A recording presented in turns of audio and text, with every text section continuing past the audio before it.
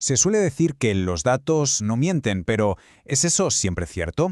Hoy vamos a meternos de lleno en una idea clave de la estadística, una de esas reglas que se dan por sentadas para ver si de verdad se sostiene o si, sin darnos cuenta, nos está llevando por el camino equivocado.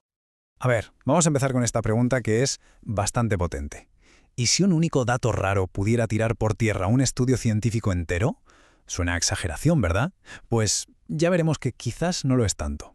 Vale, para entender bien el meollo de la cuestión, primero tenemos que hablar de lo que se enseña de toda la vida. Esas reglas de oro de la estadística que se aprenden en la carrera y que son la base para miles y miles de investigadores.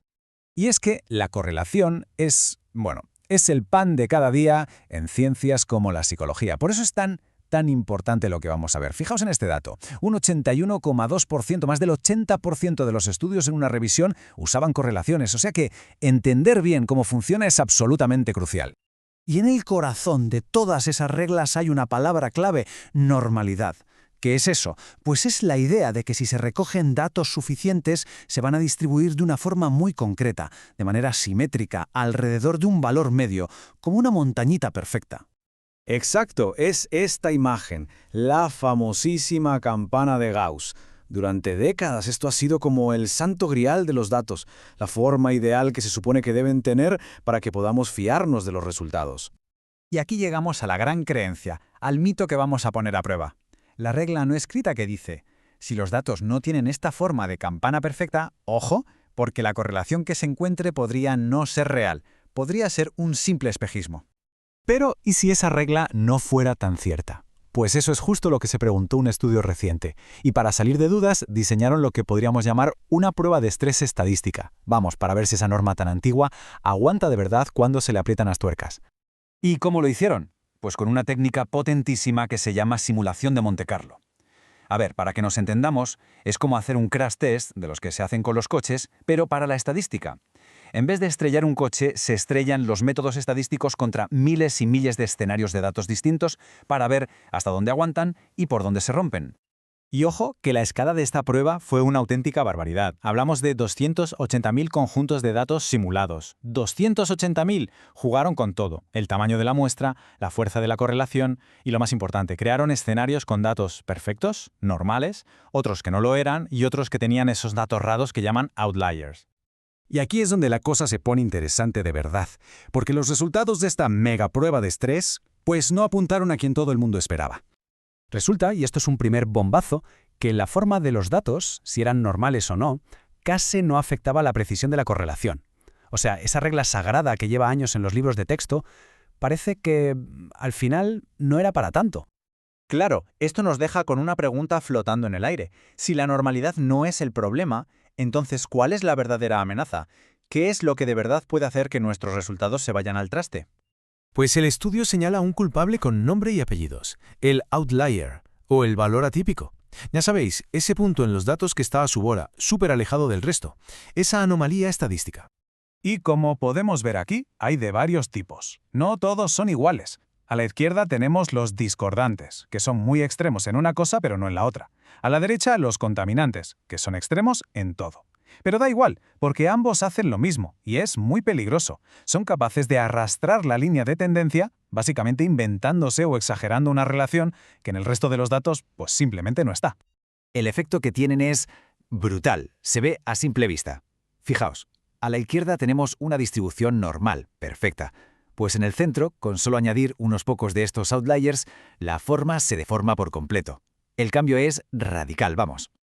Vale, ya sabemos que los outliers son el enemigo. Sabiendo esto, el estudio fue un paso más allá. Puso a competir 3 formas distintas de calcular la correlación, como si fuera un combate, para ver cuál de ellas era capaz de aguantar mejor el golpe de esos datos raros. Y los contendientes son estos 3. Por un lado, el de Pearson, que es el de toda la vida, el estándar, que digamos que necesita que los datos sean perfectos. Luego está el de Spearman, una alternativa muy popular que no es tan exigente. Y por último, uno más moderno, el Pearson windsorizado, que es un método robusto diseñado a propósito para que los outliers no le afecten. Muy bien, llegamos al gráfico clave, la prueba del algodón. Lo que estamos viendo es el sesgo, o sea, el error que comete cada método. La idea es muy sencilla, cuanto más alto el pico, peor. Más alto el pico, más se está equivocando el método.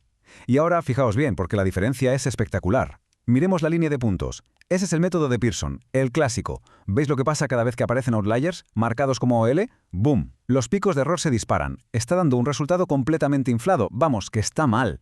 Pero es que este mismo gráfico nos enseña la solución. Ahora miremos las otras dos líneas, la de Spearman y sobre todo la del método windsorizado. Están planas, pegaditas al cero. A ellas los outliers no las engañan. Son muchísimo más fiables. Entonces, la pregunta del millón es, si los outliers son un problema tan gordo, ¿por qué los investigadores no los pillan? Pues el estudio también se mete con eso. Y la respuesta, la verdad, es un poco preocupante. Pues resulta que las pruebas que se usan normalmente para ver si los datos son normales son bastante fáciles de engañar. Como se ve en el gráfico, muchas veces dan el OK a conjuntos de datos que en realidad tienen outliers muy peligrosos. Es como si el vigilante estuviera mirando para otro lado. Se centran en la forma general y en cuanto aparece un dato raro, se lían y fallan. Los propios autores lo dicen bien claro en esta cita, no se andan con rodeos. La práctica de obsesionarse con la normalidad para decidir qué correlación usar no solo no ayuda, sino que es contraproducente. Nos hace perder el tiempo y nos distrae de lo que de verdad importa. Entonces, con todo esto sobre la mesa, se puede proponer una nueva forma de hacer las cosas, un enfoque mucho más inteligente y, sobre todo, más seguro a la hora de trabajar con correlaciones. Y esto vale tanto para la gente que hace investigación como para cualquiera que lea sobre ciencia. La clave está en seguir estos 3 sencillos pasos. Primero, visualizar siempre los datos. Parece una tontería, pero un simple gráfico de puntos te puede chivar un outlier al momento. Segundo, ir a la caza de esos valores atípicos. Ahora que sabemos que son la amenaza número 1, hay que buscarlos a propósito. Y tercero, usar herramientas que estén preparadas para ellos. Herramientas robustas, como el coeficiente windsorizado, que básicamente sabe ignorarlos.